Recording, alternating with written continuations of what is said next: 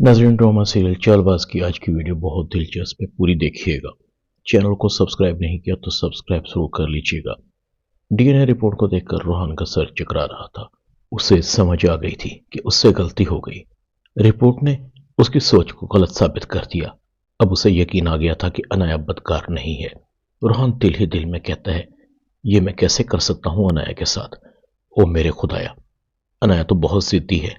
मैंने उसे जुबान दी थी, अगर रिपोर्ट में साबित हो गया कि बच्चा मेरा है तो मुझे बच्चे के हक से महरूम होना पड़ेगा। रोहन अनाया के घर आता है। मुसरत रोहन को देखकर कहती है, रोहन तुम कैसे आए? रोहन के हाथ में रिपोर्ट थी। रोहन कहता है, चची अनाया किधर है? मुसरत कहती है, आज उसका इंटरव्यू था। रोहन कहता है, उसे जॉब की क्या जरूरत है? वो इस हालत में बाहर क्यों गई? चची आपने उसे रोका नहीं? मुसरत कहती है, रोका था, नहीं रुकी। कह रही थी उसे अपने बच्चे के लिए जॉब करना है। तुमसे बंधी सारी उम्मीदें अनाया की टूट चुकी हैं। अब जो भी करना है उसे अकेले ही करना है बेटा। रोहन अपने सर पर हाथ मारता है। आपको पता है वो इंटरव्यू देने कहाँ गई है? मुसरत कहती है, मैंने पूछा नहीं। रोहन तेजी से घर से निकलता है। अनाया को तलाश करते करते थक जाता है, मगर अनाया उसे नहीं मिलती। रोहन वापस आता है। अनाया घर पहुंच चुकी थी। रोहन कहता है, तुम्हें इस हालत में घर से बाहर नहीं जाना चाहिए था। तुम्हें काम करने की क्या जरूरत है? बच्चा मेरा है तो उसका ख्याल रखना मेरी जिम्मेदारी है।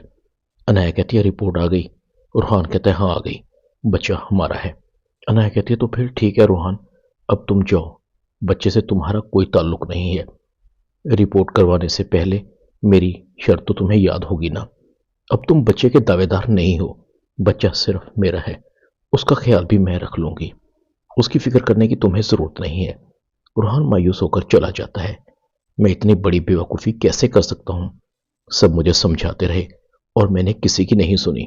मुसरत अनाया को कहती है, रोहन को इतना टफ टाइम मत दो, उसने जो भी किया मजबूर होकर किया, वो एक बार धोखा खा चुका है। अनाया कहती है, मेरी और रोहन की फिक्र छोड़ दें अम्मी, मैंने आपको जो कहा है वो करें।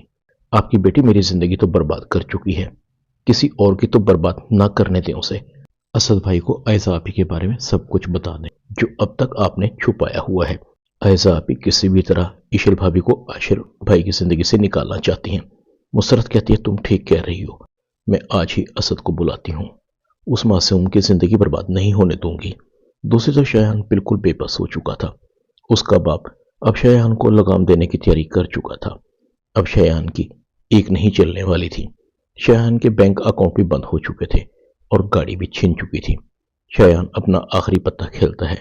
ईश्वर को कहता है, तुम मेरे साथ ड्रामा कर रही हो ना, सिर्फ इसलिए कि मैं ऐजा के खिलाफ तुम्हें सबूत दे दूं।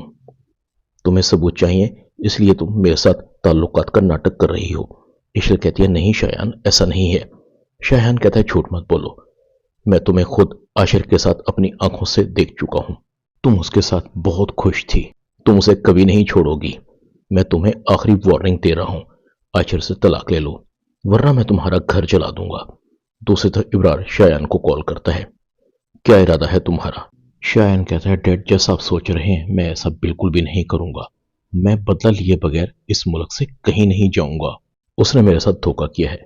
इब्रार कहता है, उसने कोई धोखा नहीं किया, धोखा तो तुमने दिया है उस मासूम लड़की को।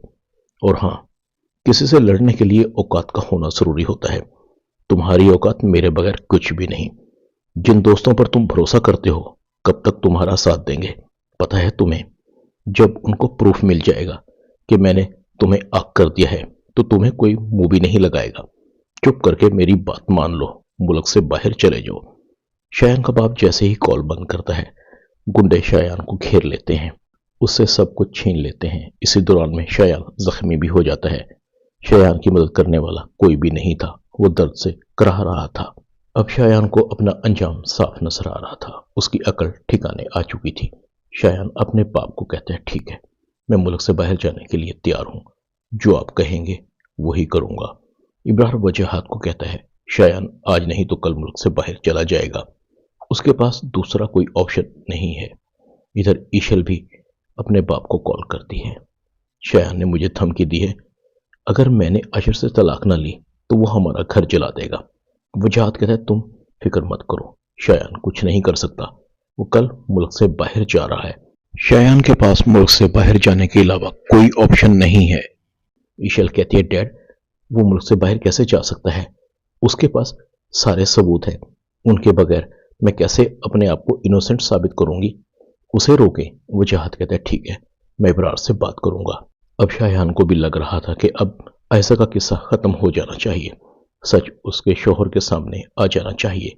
दूसरी तरफ ईशल बहुत परेशान थी। आशिर कहता है, क्या हुआ है? ईशल कहती है, शायान मुल्क से बाहर जा रहा है। मेरी बेगुनाही के सारे सबूत उसके पास है। मैं खुद को बेगुनाह कैसे साबित करूंगी? अब तो मैं असद भाई की नजरों में और भी गिर जाऊंगी। वो तो यही समझेंगे ना कि मेरा करेक्टर ठीक नहीं है, मैं तुम्हें धोखा दे रही थी। आशिर कहता है, किसी के गलत समझने से तुम गलत नहीं हो जाओगी। मैं तुम्हारे साथ खड़ा हूं, कोई कुछ भी कहे, कुछ भी सोचे। जो तुमने किया वो मेरी इजाजत और मेरी मर्जी से किया। रह गई बात आयजा भाभी की, तो उनका सच भी एक ना एक दिन असद भाई के सामने आ ही जाएगा। इधर असद को मुसरत कॉल करती है, अपने पास बुलाती है। असद आयजा को कहता है, चची की कॉल है, मुझे बुला रही है। असद जैसे ही मुसरत के पास पहुंचता है, असद कहता है, चची, मुझे पता है कि आप अनाया की वजह से बहुत परेशान हैं। मैं रूहान को समझाने की कोशिश करूंगा।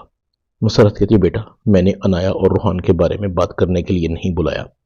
मैं आज तुमसे आयशा के बारे में बात करना चाहती हूँ। तुम्हें बताना चाहती हूँ कि तुमसे क्या छुपाया गया था। असद कहता है, चची, क्या छुपाया गया था? जल्दी से मुझे बताएं। मुसरत कहती है, अनाया और शायान के निकाह के बारे में आयशा बहुत पहले से जानती थी। आयशा ने शायान के मुंह पर थप्पड़ मारा था, तब से शायान आयशा के पीछे पड़ा हुआ था और इसी वजह से उसने अनाया से निकाह करके फौरन अनाया को तलाक भी दे दी। मैं आयशा को समझाने के लिए कॉल कर रही थी कि वो ईशल को तंग न करे, क्योंकि ईशल ने इस राज को छुपाकर हम पर बहुत बड़ा एहसान किया था। क्योंकि अनाया ने ईशल को मना किया था कि अगर किसी को पता लग गया तो रूहान अनाया को तलाक दे देगा। यही बातें आयशा समझकर मैंने भाई साहब को बता दी। भाई साहब को यह सुनकर फौरन अटैक हो गया, वो इस दुनिया से चले गए। इसी गम में तुम्हारे चचा भी इस दुनिया से चले गए। आयशा अब ईशल की जिंदगी बर्बाद करना चाहती है, इसलिए आयशा ने ईशल और आशिर की तलाक करवाने के लिए शायान से मिलकर प्लानिंग की है। वो ईशल को बदकिरदार साबित करके आशिर की नजरों में गिराना चाहती है। आयशा की मैं उसे ऐसे फैसले करने पर मजबूर कर रही है। बेटा, गलत को गलत और सही को सही समझो। मैं नहीं चाहती कि आयशा की वजह से तुम भाइयों के दरमियान दूरियां पैदा हों। और बेटा, मैं ये भी नहीं चाहती कि आयशा का घर भी उजड़ जाए। इस उम्र में मैं अपनी दोनों बेटियों का दुख बर्दाश्त नहीं कर सकती, मगर आयशा को राह रास्त पर लाना भी जरूरी है। असद का यह सुनकर पारा हाई हो जाता है। आयशा की वजह से इतना कुछ हो गया, सब कुछ मेरे सामने होता रहा और मेरी आंखों पर पट्टी बंधी रही। आयशा को सजा जरूर मिलेगी। ड्रामा चालबाज में इतना ही। चैनल को सब्सक्राइब कर दें, वीडियो को लाइक कर दें और बेल आइकॉन के बटन को दबाकर ऑल पर क्लिक कर दें, ताकि आपको मेरी नई आने वाली वीडियो का नोटिफिकेशन फौरन मिल सके। अपना ख्याल रखिएगा। अल्लाह हाफिज।